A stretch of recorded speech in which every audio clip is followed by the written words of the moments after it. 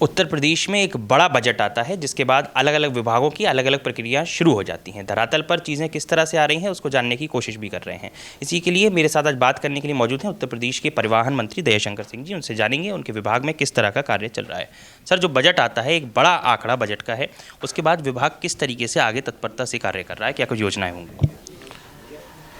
देखिए, परिवहन विभाग में माननीय मुख्यमंत्री जी के सहयोग से जिन्होंने विशेष जो है परिवहन विभाग की चिंता किया, जिसके कारण 8,500 बसें थी हमारे पास, आज 14,500 से ज़्यादा बसें हो गई हैं। ये माननीय मुख्यमंत्री जी ने आज जो है 3500 करोड़ से ज़्यादा परिवहन निगम को जो अतिरिक्त पैसा दिया उसके कारण हो रहा है। इस बजट में भी करीब 700 करोड़ रुपया उन्होंने दिया है। 400 करोड़ रुपया इलेक्ट्रिक बसें खरीदने के लिए दिया है। चार्जिंग पॉइंट के लिए बसें जो चार्जिंग पॉइंट लगा रहे हैं हम लोग, उसके लिए अलग से पैसा दिया है 50 करोड़ रुपया, और 150 करोड़ रुपया हम लोग के जो बसों का रख रखाव और मरम्मत और नया बनाना हो उसके लिए दिया है।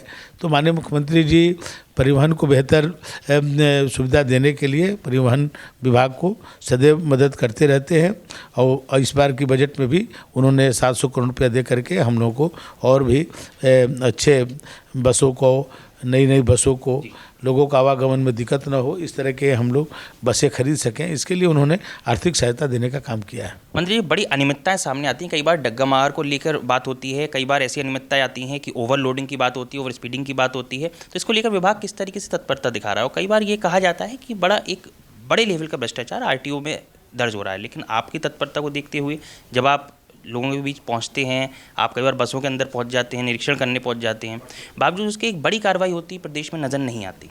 बहुत बड़ी बड़ी कार्रवाई होती है, अब आपको नज़र ना आए। अभी 1 महीना पहले ही लखनऊ के आरटीओ, रायबरेली के आरटीओ, प्रतापगढ़ के आरटीओ, तीनों को एक साथ सस्पेंड किया गया है और उन पर FIR दर्ज कराई गई है। तो ऐसा नहीं है, जो जहाँ से शिकायतें मिलती हैं उन पर सख्त कार्रवाई होती है। और जहाँ तक आप करें भ्रष्टाचार को, उसको हम लोगों ने बहुत दूर किया है। आज ऑनलाइन सिस्टम हो गया।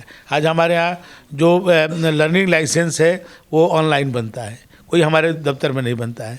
हमने जो है CSC जो पूरे गांव में भी लगी है, 1.5 लाख CSC है उत्तर प्रदेश की, उस CSC से परिवहन विभाग को कनेक्ट कर दिए हैं कि आप गांव में बैठ करके हमारी सेवाएं लीजिए, हमारे दफ्तर आने की ज़रूरतें नहीं है। अब हमारे जो फिटनेस जो है बाहर हो रहा है प्राइवेट पार्टनर के साथ, हमारे जो ड्राइविंग लाइसेंस बन रहा है प्राइवेट पार्टनर के साथ, तो हमारे दफ्तर आने की ज़रूरतें नहीं है। 49 सेवाओं को हमने ऑनलाइन कर दिया है कि आप केवल घर बैठ करके अपने कंप्यूटर से करा लीजिए। आपको कंप्यूटर नहीं आता है तो CSC पर चले जाइए, जो कॉमन सर्विस सेंटर है हर गांव में खुला हुआ है, 1.5 लाख है उत्तर प्रदेश में, उसके यहाँ जाइए, 25-30 रुपया उसको दीजिए, वो आपको बना करके दे देगा। तो आज हम लोग हर स्तर पर इसको जो है दूर करने की कोशिश कर रहे हैं। समाजवादी पार्टी लगातार ये मुद्दा उठाती है कि जाम लग जाता है, डग्गा मार वाहनों पर परिवहन विभाग का कोई अंकुश नहीं। पूरा अंकुश है, और हम लोग समय समय पर जो है अभियान चलाते हैं, हम लोग गाड़ियों को सीज करते हैं, और जब भी ऐसे पता चलता है तो उसको हम लोग बंद करते हैं। अब हम लोगों ने नियम बना दिया है कि कोई जो है इस तरह के दुर्घटना होती है या बिना परमिट की गाड़ियाँ चलती है तो 3 बार यदि उसका चालान होता है तो उस ड्राइवर का जो है हम लोग जो है ड्राइविंग लाइसेंस निरस्त कर देंगे। इस तरह की भी व्यवस्था हम लोगों ने किया है। तो उत्तर प्रदेश को कुछ बड़ी सौगात परिवहन विभाग के द्वारा मिलने जा रही है, कुछ नए डिपोट्स या कुछ नई फैसिलिटी बसों में, क्योंकि जो पुरानी बसें हैं उनको आपने काफ़ी बेहतर करा है, तो जो अब और भी जो पुरानी थी उनको हटाया जाएगा, बदला जाएगा? पुरानी नहीं, आज उत्तर प्रदेश देश का नंबर 1 जुआ फ्लीट वाला परिवहन निगम है। पूरे देश में नंबर 1 हम हैं। आज 5 साल 3 महीना एवरेज से कोई हमारी जो है ज़्यादा गाड़ी नहीं है उम्र की। आज सबसे बेहतर जो है व्यवस्था आज उत्तर प्रदेश दे रहा है। इतनी अच्छी व्यवस्था पूरे देश में कहीं नहीं है। हमारे 23 बस अड्डे हवाई अड्डे की तरह बन रहे हैं। लखनऊ के 3 बस अड्डे हमारे हवाई अड्डा की तरह बन रहा है। आप गोमती नगर में जाइए, 1000 करोड़ से हमारे बस अड्डे बन रहे हैं। आप जो है 4 बाग रेलवे स्टेशन पर जाइए, जो है 300 करोड़ के बन रहे हैं। आप अमौसी एयरपोर्ट पर जाइए, वहाँ हमारे बस अड्डे बन रहे हैं।